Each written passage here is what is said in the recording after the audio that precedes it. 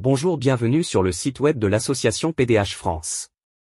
C'est une initiative depuis la diaspora haïtienne de France et dont l'objectif est l'accomplissement du texte biblique Deutéronome 30, 1 à 12 pour le peuple haïtien, le plan divin pour Haïti. Pour le moment, le site contient 3 onglets.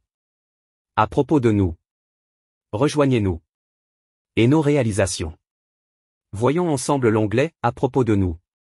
Le slogan de PDH France. Ensemble, bâtissons l'avenir d'Haïti. Rejoignez-nous et participez à la promotion de la Conférence nationale souveraine pour un changement positif et durable. Si vous êtes d'accord avec cette vision, la première chose que vous devez faire. Sensibilisation et mobilisation. Unis pour un avenir divinement prospère. Rapport des actions de sensibilisation et de mobilisation pour la promotion de la Conférence nationale souveraine en Haïti.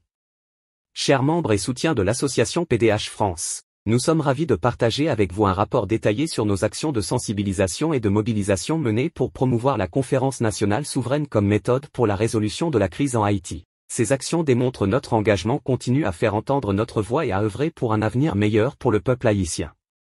1. Rédaction du livre « En route vers la Conférence nationale souveraine en Haïti ». Nous avons entrepris la rédaction d'un livre intitulé « En route vers la Conférence nationale souveraine en Haïti ». Ce livre constitue une ressource essentielle pour comprendre les enjeux, les objectifs et les avantages de la Conférence nationale souveraine en tant que méthode de résolution de la crise en Haïti. Il expose également les actions concrètes que nous avons entreprises pour promouvoir cette initiative. 2. Démarche auprès du président Jovenel Moïse avant son assassinat le 7 juillet 2021. Avant le tragique assassinat du président Jovenel Moïse, nous avons engagé des démarches auprès de lui pour présenter notre proposition de la Conférence nationale souveraine. Nous avons cherché à établir un dialogue constructif et à sensibiliser les autorités haïtiennes sur l'importance de cette méthode de résolution de la crise. 3. Courriers envoyés aux institutions internationales et aux personnalités politiques. Nous avons rédigé et envoyé des courriers officiels au Bureau des Nations Unies en Haïti, BUNI, au président de la République française Emmanuel Macron, au ministère des Affaires étrangères et de l'Europe, à la présidente de la région Île-de-France, ainsi qu'au président du département du Val-de-Marne où je réside. Ces courriers ont pour objectif de sensibiliser ces institutions et personnalités politiques sur la nécessité de soutenir la Conférence nationale souveraine et d'encourager leur engagement dans sa promotion.